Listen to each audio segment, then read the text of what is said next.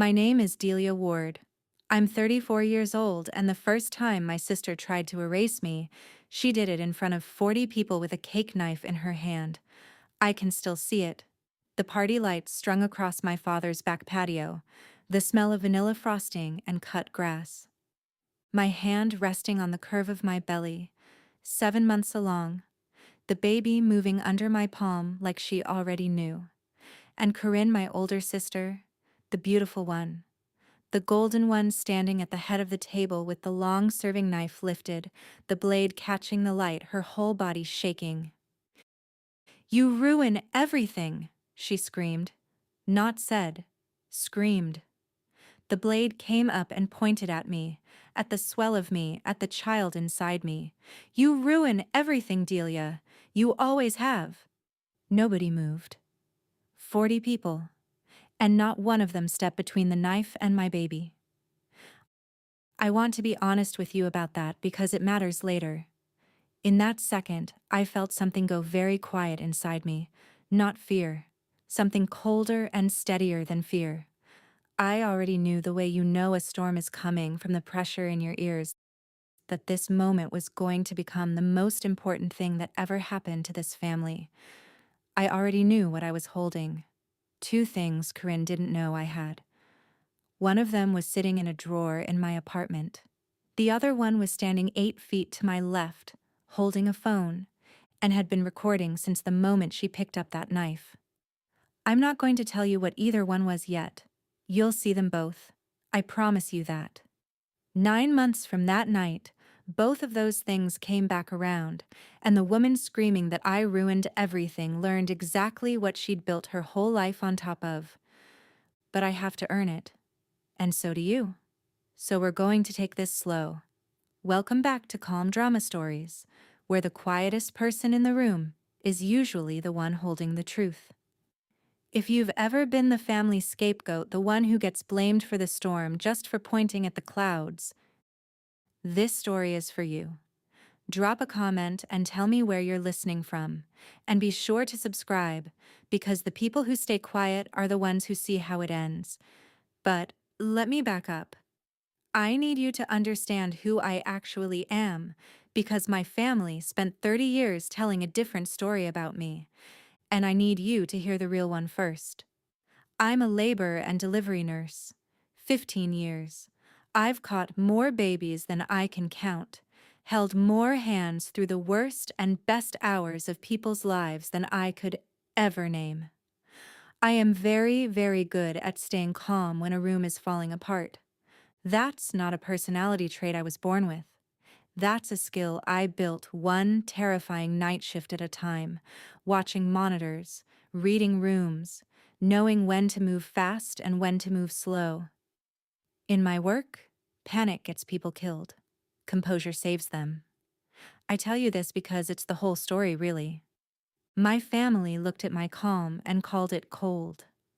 My family looked at the fact that I didn't fight back and decided it meant I didn't feel anything. They were wrong about that. I felt everything. I just learned a long time ago that in my family, the person who raised their voice always lost. Corinne never learned that. Corinne was the one who got to raise her voice. Let me paint you the house I grew up in. My father, Raymond Ward, built a mid-sized commercial flooring company from nothing. Ward and Sons. Even though there were no sons, just Corinne and me. He is a proud man, the kind of proud that curdles into cruelty when he's scared. To my father, the family name was the family fortune. Everything else was decoration, and Corinne was the decoration he loved most. 2 years older than me. Homecoming everything. The one who could walk into a room and make my father's whole face change. When Corinne was happy, the house was warm. When Corinne was upset, the whole family reorganized itself around fixing her mood, and God help whoever had caused it. Usually me.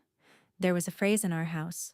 My father said it, my mother said it, Corinne said it until it stopped being a sentence and became a fact of physics. Delia's difficult. I was difficult if I got a B when Corinne got a C. I was difficult if I remembered something differently than Corinne did. I was difficult once at 11 years old for crying at my own grandmother's funeral too loudly because it upset Corinne, who wanted to be the one everyone comforted. I want to concede something here because it's true and it matters. For most of my life, I made it easy for them. I got quiet. I got useful. I became the daughter who didn't need anything because needing things was Corinne's job. I trained them over years to treat me like furniture. You don't thank a chair. You just sit on it and forget it's there. I did that to myself, partly. I want that on the record. The one person who never treated me like furniture was my grandmother, my father's mother, Vivian. Vivian Ward was a small, iron-spined woman who had buried a husband and raised a difficult son and had exactly zero patience for what she called performance. She saw Corinne clearly, which nobody else in the family could do. And she saw me clearly too, which was almost harder to bear, because she saw the parts I'd hidden even from myself. When I was 15, standing in her kitchen while she taught me to make her lemon cake, the family cake, the one that appeared at every single celebration for 4 decades, she handed me the knife. Her cake knife. Long, thin, with a bone handle worn smooth and gone slightly amber with age. Her mother's before her. "You cut the first slice from here," she told me, showing me the angle. "Always from the side nobody's looking at. You let them fight over the pretty pieces. You take the honest one." I laughed at her. She didn't laugh back. "I mean it, Delia," she said. "In this family, the pretty piece is a trap. You remember that. That knife matters. Hold on to it. It comes back." Here's where I have to walk you through the years, because the wound in that party didn't come out of nowhere. It was built, one dated stone at a time, and I'm the kind of person who remembers dates. Year 1 of my adult life in this family. I was 23, a brand new nurse making almost nothing, and Corinne was planning a wedding to a man named Grant that my father was paying for, $41,000. I know the number because I heard my father say it, proud, at Thanksgiving. That same Thanksgiving, my father told me kindly, he thought that he couldn't help with my student loans the way things are. The way things were was $41,000 of tool for Corinne. I said nothing. I gave them nothing. I paid my loans myself, on night shift wages, for 11 years. Year 5. My grandmother Vivian died, and this is the part I need you to sit with. Because it's the hinge the whole story turns on, even though nobody knew it yet, including me, for a long time. Vivian left a will. My father was the executor. At the reading, he told us, Corinne and me, that Vivian had left some personal effects to be divided, and that the bulk of her modest estate went to him as her son. Corinne got Vivian's pearls. I got, my father said with a small dismissive wave, the kitchen things. The pots, the pans, and a wooden box of her recipe cards, tied with string, that nobody else wanted. I took the box home. I cried over it for a week. And then I put it on a shelf and didn't open it fully for 4 years. Because grief is a strange animal, and some doors you can't walk through until you're ready. Remember the box. I'm not done with the box. Year 7. I met Theo. Kind, quiet, an accountant with a dry sense of humor and a way of looking at me like I was the interesting one in the room, which I had never once been in my own family. We married small. My father came, checked his watch through the ceremony, and left before the toasts because Corinne, whose marriage to Grant was quietly falling apart by then, was having a hard week. I said nothing. I danced with my husband in a half-empty room and decided that was enough. It was, honestly. Theo was enough. Year 9, Corinne's divorce finalized. And here's where the pattern that would eventually put a knife in her hand really set its teeth. Corinne, 36 and suddenly alone, moved back into the emotional center of the family with a vengeance. My father took her back in, literally, into the family house, and figuratively, back onto the throne. Every family dinner became a Corinne dinner. Every conversation bent toward her recovery, her bravery, her new beginning. I was, by then, the settled one, the married one, the one with the steady career and the good husband, and you would think that would have earned me something. It earned me the opposite. In a family that ran on one person being the star, my stability made me invisible again, and Corinne's crisis made her the sun. I know some of you are yelling at your screen right now. Just walk away, Delia. Go no contact. Live your life. And you're right. We could have. Theo said it to me gently more than once.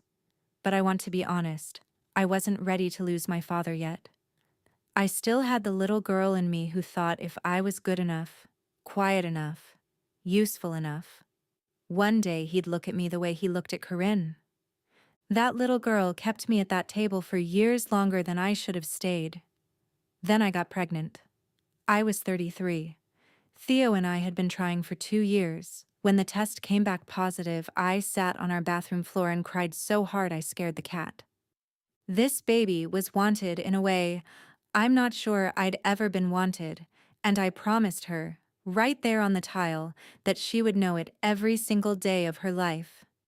Here's what I didn't understand yet. This baby was the first grandchild, the first ward of the next generation. And to Corinne, that meant I was about to take the one thing she had left. Because think about it from inside her head, and I've had a long time to do that. Corinne's marriage was gone. Her looks, she believed, were going. Her role in the family was the one we all take care of.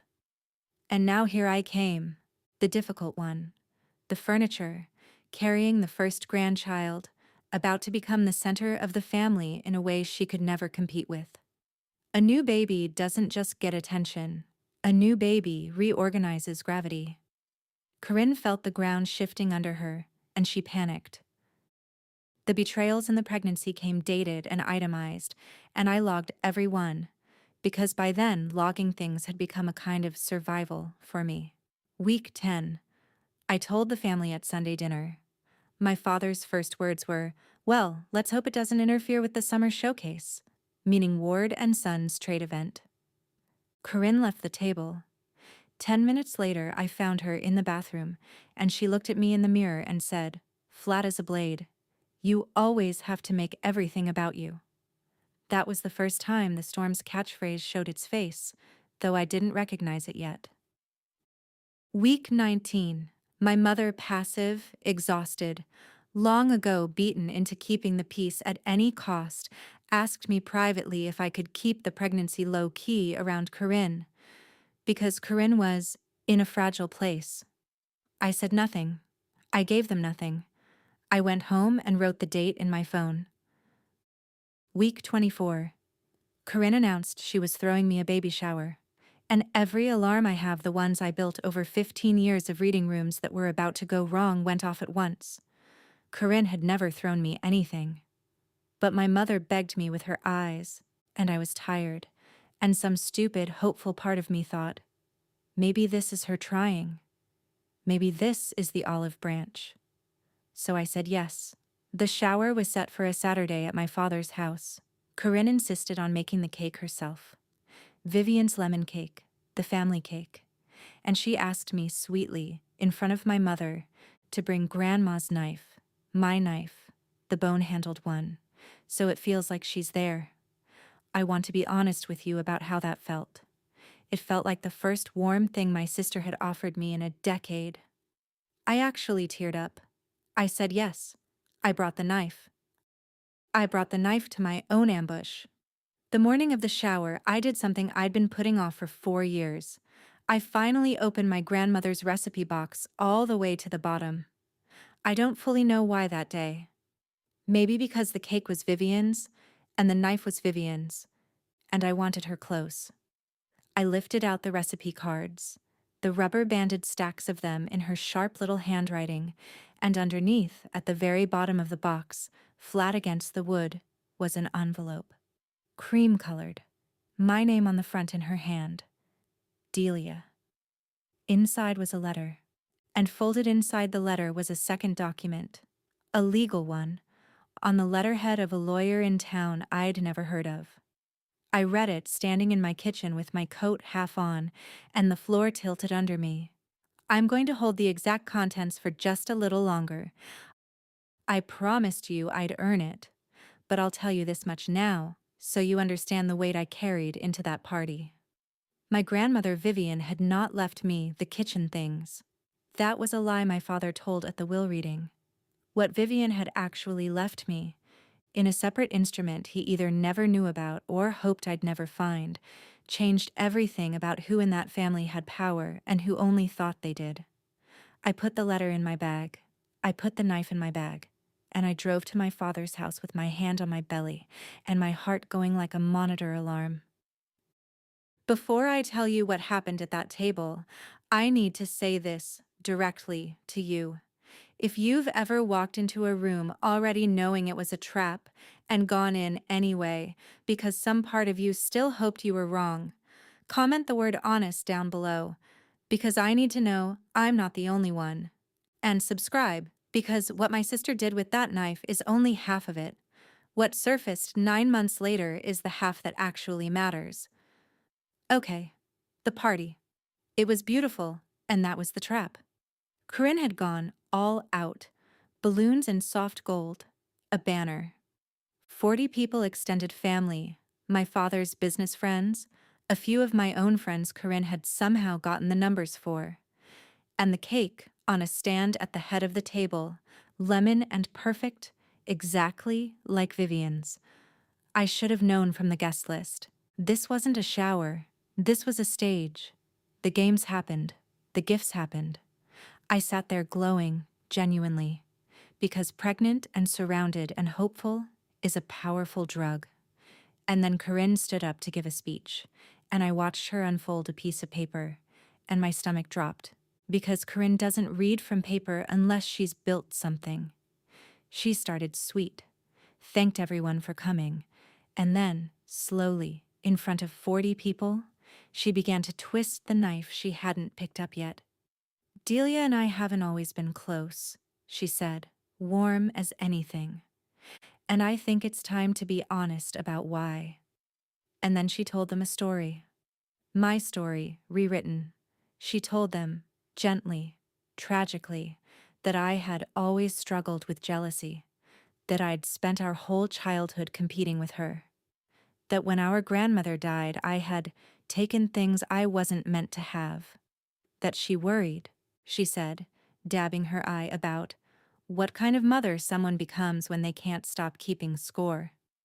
40 people watching me, and I understood the whole architecture of it in one cold flash. She'd built a room full of witnesses and fed them a version of me in advance, so that when I reacted, when the difficult sister got difficult, every person there would nod and think, ah, yes, there it is, just like Corinne warned us.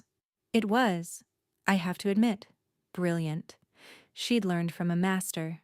Our father had been doing this to me my whole life. Corinne just did it with better lighting. And here's the thing she was counting on. She was counting on me to do what I always did.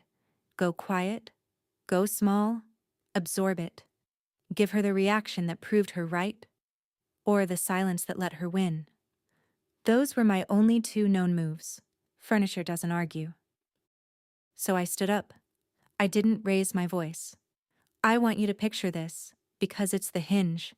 40 faces braced for the difficult sister to explode, and instead I stood, calm as a Tuesday, and I said, Corinne, before you cut the cake, I found something of Grandma's this morning that I think everyone here should hear.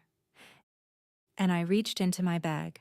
I have gone over what happened next 1,000 times, in the shower, on drives, at 3 in the morning. I reached into my bag for the letter, just the letter. And Corinne, who had built this whole flawless trap, Corinne, who only needed me to stay in the box she'd drawn for me, saw me reach into a bag she couldn't see the inside of, saw the calm on my face that she'd never once been able to crack. And something in her simply broke. She grabbed the knife off the cake stand, Vivian's knife, and she came around the end of the table with it raised, shaking, her face nothing I recognized, and she screamed it. You ruin everything! You ruin everything, Delia, you always have! The blade pointed at my belly, at my daughter. And 40 people finally mobbed, but not the way you'd hope.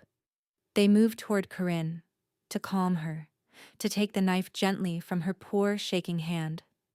My father was on his feet with his arms out, saying, Corinne, Corinne, honey, put it down, it's okay, it's okay. My mother was crying, and every one of those 40 faces in the space of 5 seconds rewrote what they were seeing into the story Corinne had planted. The fragile sister, pushed too far, by difficult, jealous Delia, who had brought up the grandmother on purpose to hurt her. Within a minute, somehow, I was the one being walked out to the driveway. Me, 7 months pregnant. My father's hand on my back, not comforting steering. I think you should go, he said quietly. I think you've done enough. I've done enough. I got in my car, my hands were perfectly steady, 15 years of night shifts, and as I pulled away from that house, I looked in the rearview mirror and I saw my friend Nadia, the one who'd been standing 8 feet to my left, walking fast to her own car with her phone still in her hand. Nadia is a labor and delivery nurse too. She has the same instinct I do. When a room starts to go wrong, we start documenting, because someone always tries to rewrite it later. Nadia had been recording since the speech. She had all of it. The lie, the knife, the scream. My father steering me out into the dark like I was the danger. I didn't ask her to send it to me. She just did from her car, before she'd even left the curb. And I sat at a red light 3 blocks away and watched my sister raise a blade at my unborn child, and I did not cry. I made a decision instead. I decided I would not use it. Not yet. Not for 1 second longer than I had to. Because I understood something about my family that Corinne, for all her staging, had never understood. The truth doesn't need to shout. It just needs to wait until the room is quiet enough to hear it. I had 9 months. Well, 2. Then a baby. Then the rest of it. And I was going to let every single one of them build their story as tall as they wanted, because the higher they built it, the further it had to fall. Here's what the family did in the weeks after, and I logged all of it, dated, calm, the way I log everything. The Monday after, my mother called, not to check on me, but to tell me Corinne was devastated and couldn't sleep, and that I really needed to apologize for ambushing her at her own event with the grandmother thing. Her own event. The showers she'd thrown for me had become, in 4 days, her event that I ruined. The following Sunday, my father sent a group email to me, to Corinne, to aunts and uncles, a long, statesman-like message about family unity and putting the incident behind us, in which he referred to what happened as Delia's outburst. Not the knife. My outburst. The word knife appeared nowhere. 40 witnesses, and the family record already said I'd had an outburst and my sister had been very upset. I said nothing. I gave them nothing. I replied to the email with a single line. Understood. Focusing on the baby. Talk soon. Warm as a scalpel. Because here's what I was actually doing during those weeks. Quietly, while they built their monument to my guilt. I took Vivian's letter to the lawyer named on the document, a soft-spoken man named Mr. Okafor, near retirement, who had drawn it up for my grandmother 12 years earlier and had wondered, he told me, for over a decade whether it would ever surface. I sat in his office, and he confirmed, in plain and unshakable legal language, exactly what my grandmother had done. And now I'll tell you, you've waited long enough. My grandmother Vivian did not trust her son. She saw Raymond clearly, his pride, his cruelty, the way he ran the family like a company with one favored heir. And she saw that Ward and Sons, my father's whole identity, his whole kingdom, had been built in its earliest, hardest years on money she had loaned him. A lot of money, and that loan had never been repaid. It had been quietly folded into the company as an ownership stake, in her name, that my father had spent 30 years pretending was just his mother being supportive. Vivian didn't leave me the kitchen things. In a separate trust, drawn up with Mr. Okafor and kept entirely outside the will my father controlled, she left me her stake. 31% of Warden Sons, held in trust until I found it, and she wrote, in the letter, that she'd hidden it at the bottom of the recipe box. Because the pretty piece is a trap, and you're the only one in this family who ever took the honest slice. 31% of my father's kingdom, sitting in a drawer in my apartment while he steered his pregnant daughter out into the dark and called it an outburst. I want to be honest about the temptation. I could have detonated it that week. I could have walked into the summer showcase and blown my father's whole world apart while the wound was fresh. Mr. Okafor, gently, advised patients for legal reasons the trust needed to be formally activated, valuations done, and a clean paper trail built. But I'd have waited anyway, because I wanted it done right. Cold as a bank statement. So I waited. I had my baby. Her name is Vivian. Of course it is. She was born on a gray February morning after 14 hours, and Theo cried, and I held her against my chest and felt the entire architecture of my life quietly rearrange itself around this one small, furious, perfect person. Whatever my family was, whatever they'd made me, it stopped at her. She would never be furniture. She would never be difficult. She would be loved out loud every single day. My family's response to her birth told me everything I needed to know about whether I'd been wrong to wait. My father did not come to the hospital. My mother came once, for 20 minutes, and spent most of it telling me how hard the last few months had been on everyone. Corinne sent a text. One text. I have it still. It said, "Congratulations. I hope becoming a mother teaches you what you put this family through. I hope becoming a mother teaches you what you put this family through."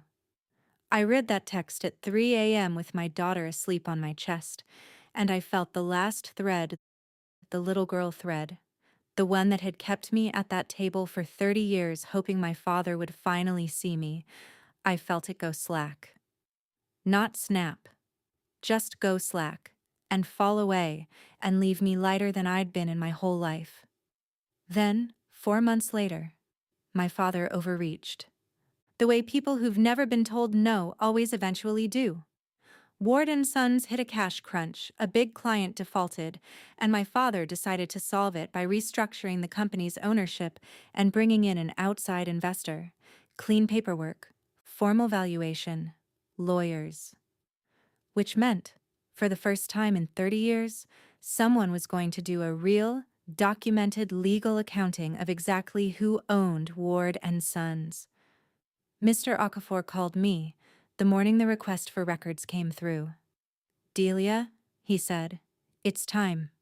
They can't restructure around a stake they don't know exists. If we're going to surface it, this is the clean moment. 9 months, almost to the day, from the night Corinne raised that knife. I didn't ambush anyone. I want you to notice that, because it's the whole difference between Corinne and me. She built a room full of witnesses to destroy me theatrically. I did the opposite. I had Mr. Okafor send a single, calm, formal letter to my father, to the company's counsel, and to the incoming investors' due diligence team. It laid out the trust. It laid out the 31%. It laid out, with dates and documents going back decades, exactly how the company had been built on my grandmother's money and exactly why her stake had never appeared on my father's books. It was not angry. It was not gloating. It was cold and complete and impossible to argue with, which is the only kind of document that actually wins. And then I did the thing that broke my father completely. I requested a meeting. Not a courtroom, not a scene. A conference room, a Tuesday. My father, his lawyer, the investors' people, Mr. Okafor, and me. I wore gray, I brought a folder. I brought one other thing too in my bag that I'll get to. My father walked in ready to intimidate his difficult daughter. I watched his face as his own lawyer explained to him, quietly, what the documents meant. I watched him understand that his mother had seen through him 30 years ago. I watched him understand that the daughter he'd steered into the dark, the furniture, the scorekeeper, the one who'd done enough, had, this entire time, held 31% of everything he was. He said my name once. Delia. Not warm, just stunned. The sound a man makes when the floor he's been standing on turns out to be mine. Here's what I did with it. And this is the part I need you to really hear, because it's not what you think. I didn't take the company. I didn't destroy him. I told them, calmly, that I had no interest in running Ward and Sons or in blowing up the restructuring. What I wanted was simple and non-negotiable, and I laid it out one item at a time, like a nurse reading off a chart. 1. My stake was to be formally recognized, on the record, permanently. No more pretending. The truth? In writing. Forever. 2. The loans my father had refused to help me with at 23, I'd kept every record would be repaid to me out of my share of the buyout, with interest, calculated to the dollar. Not because I needed the money, because I wanted the numbers said out loud in front of witnesses. 3. Corinne, who had been quietly drawing a salary from Ward and Sons for years for a job she didn't really do, was no longer my father's problem to hide. If the company wanted to keep paying her, it would be a documented, board-level decision, made in the light, by people who now knew exactly who owned what. And then I opened my bag, and I put the last thing on the table. Not the knife video. I never played the knife video for them. I never had to. I put down a single printed photograph. My grandmother Vivian in her kitchen, holding a slice of lemon cake on a plate, cut from the side nobody was looking at. And under it, one line in my handwriting. She took the honest piece. My father looked at that photograph for a long time, and then he signed everything. Here's the ledger of what happened after. Because you've earned the whole accounting. The restructuring went through cleaner, honestly, than it would have without the truth on the table.